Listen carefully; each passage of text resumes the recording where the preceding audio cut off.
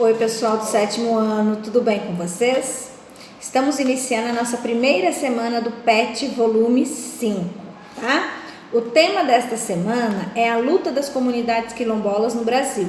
Nós já estudamos que comunidades quilombolas, são aquelas comunidades que lutam e que vivem no interior, às margens dos rios, Um exemplo delas seriam as comunidades ribeirinhas e que retiram da própria natureza o seu sustento. Eles têm tradições, culturas muito particulares, e que eles transmitem ali às suas gerações. Tá? Então lá na página 58 do PET de vocês vai falar um pouquinho sobre a população e o uso dessa terra por essas comunidades, Vocês vão perceber que algumas comunidades têm perdido as suas terras aí por causa da especulação imobiliária, Pela busca pelo lucro que não respeita e acaba invadindo as terras ocupadas por essas comunidades, tá?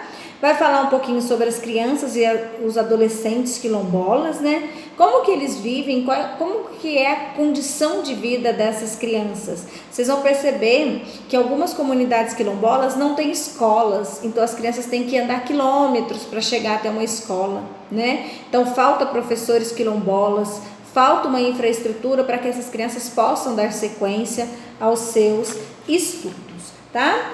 Para começar as atividades, vocês vão ter um outro texto falando sobre um exemplo de uma comunidade quilombola, a Sacopã, que resiste aí há mais de 105 anos em meio aos prédios e às mansões na Lagoa, tá? No Rio de Janeiro.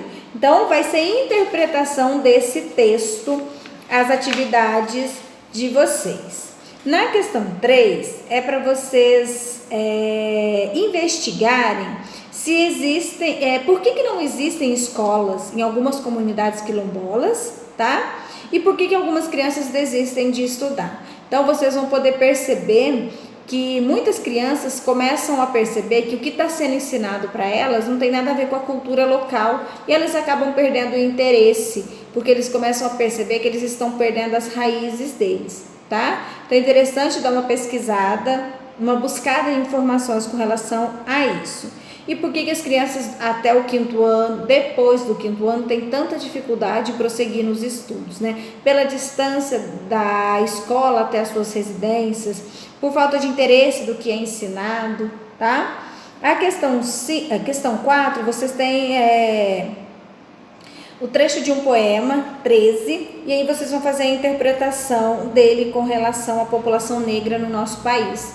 Existe preconceito ainda? Os negros são vistos de forma diferente? Tem a mesma oportunidade que o branco? Se vocês pesquisarem, vocês vão ver que nós já evoluímos muito, mas nós ainda temos uma porcentagem muito pequena de negros dentro das nossas universidades. E a questão 5 é para vocês pesquisarem sobre as comunidades quilombolas próximas da nossa região. Peguei um mapa aqui para vocês poderem observar. Esse aqui é o mapa de Minas Gerais, das comunidades quilombolas, Nós temos bastante, principalmente aqui na região norte de Minas. No sul de Minas, que é onde nós estamos, nós não temos muitas, São distantes de nós.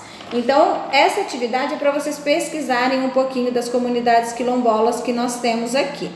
Na minha pesquisa, na minha análise, eu achei algumas. Em Contagem tem, em Muzambinho tem, tá? Viçosa também tem uma comunidade que desenvolve projetos sociais com as crianças. Então, deem uma pesquisada, porque é importante conhecer um pouquinho dessas comunidades e que às vezes, são deixadas de lado da nossa sociedade. Assim encerramos a nossa primeira semana do volume 5. Lembrando que se você ainda não enviou as atividades, por gentileza estar enviando, porque elas vão fazer parte da carga horária de vocês. Boa semana de estudos, até mais!